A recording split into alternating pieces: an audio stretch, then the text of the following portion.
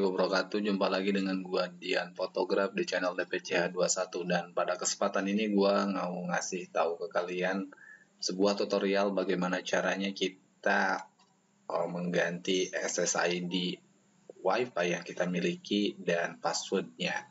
Tujuannya apa? Tujuannya agar ketika password kita diketahui sama orang lain, kita bisa mengganti password WiFi kita kapan saja. Dan sebagai contoh di sini saya menggunakan WiFi dari IndiHome. Dan satu lagi di sini, pastikan kalian sudah terkoneksi dengan WiFi yang kalian miliki. Oke, langsung saja. Yang kalian lakukan di sini pertama mengetahui gateway IP yang kalian miliki. Dan sebagai contoh di sini saya menggunakan shortcut star R. Setelah itu kalian ketik cmd dan oke. Nah, di sini kalian ketikkan saja IP config. Enter. Nah, pada bagian ini kalian lihat di wireless LAN adapter WiFi pada bagian default gateway yang ini. Kalian bisa sorot saja, kemudian kalian copy. Setelah itu kalian masuk ke web browser yang kalian pakai. Di sini saya menggunakan Google Chrome dan pastekan di sini. Setelah itu kalian enter saja. Nah, di sini ada username dan password. Biasanya ketika kita menggunakan si WiFi yang baru itu masih di default ya, artinya masih settingan pabrik.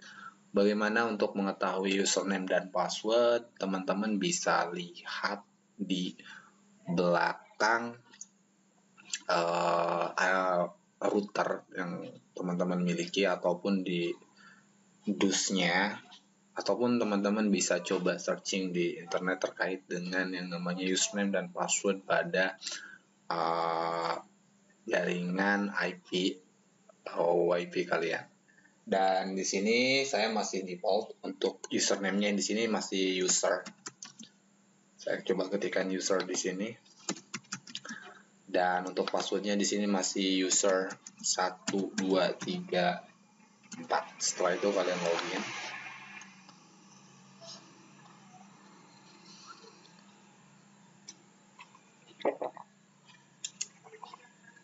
Nah, setelah teman-teman login di sini ada beberapa informasi ya. Pertama ada device information, ini merupakan merek dari router yang kita pakai. Kemudian di sini ada network. Di sini networknya itu ada dua, ada yang 2,4 G dan satu lagi ada yang 5G. Di sini ada pilihannya. Nah, pada bagian ini teman-teman bisa merubah mulai dari radionya, network modenya, di sini bisa teman-teman setting. Dan kita fokusnya sekarang kepada bagaimana cara kita mengganti SSID dan passwordnya. Setelah itu kalian coba klik pada bagian manajemen di sini.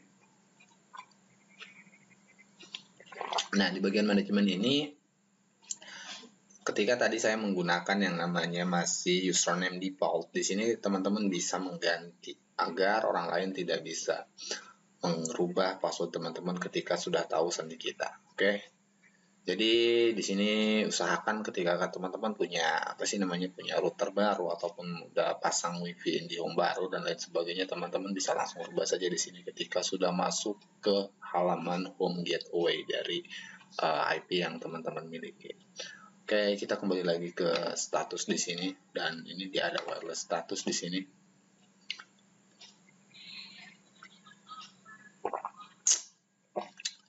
Nah, pada bagian wireless status di sini tadi pada bagian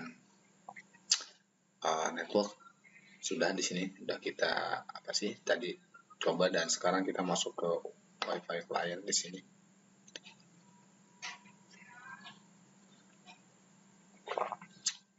Nah, pada bagian ini kita mengetahui berapa jumlah dari perangkat yang terkoneksi pada WiFi kita. Di sini saya yang 2,4G ini, di sini terdapat 5 perangkat yang tersambung, mulai dari desktop yang saya pakai, kemudian di sini ada handphone saya yang satunya, handphone saudara saya, dan ada satu lagi di sini TV Android saya.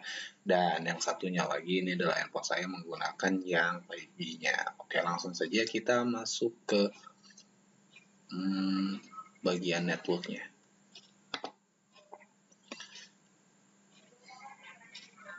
di sini ada bagian advance.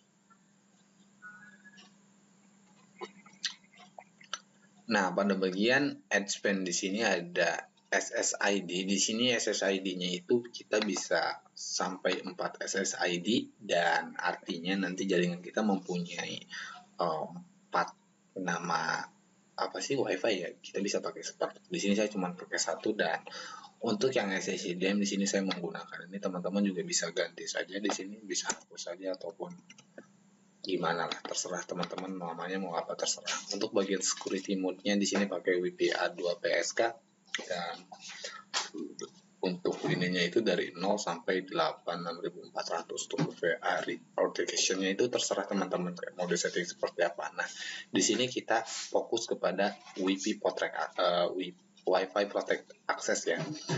Di sini ini dia yang kita bisa rubah passwordnya itu di bagian sini. Jadi teman-teman tinggal ganti saja passwordnya yang sulit lah, minimal seminggu sekali atau sebulan sekali, terserah, tergantung situasi dan kondisi.